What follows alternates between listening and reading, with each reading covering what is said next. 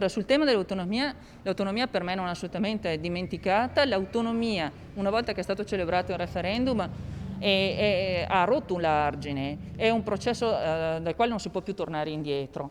È ovvio che c'è stato chi ha approfittato di questo periodo di epidemia per ritenere che le competenze, anche quelle regionali, devono essere di nuovo riportate allo Stato centrale. Io lo dico, ma l'ho detto ai colleghi e ai ministri, lo ripeto a tutti in tutta Italia.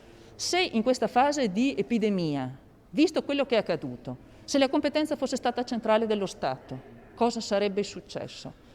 Questo sistema, il sistema regionale, ha retto anche a questa epidemia e ha dimostrato che è un sistema funzionante.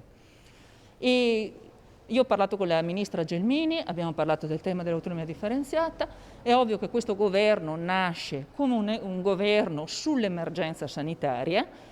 Io spero e auspico che nel momento in cui ci sarà una serenità, nel momento in cui si potrà riaprire, nel momento in cui potremo di nuovo vivere la nostra vita con serenità, si potrà di nuovo riprendere questi temi a livello nazionale.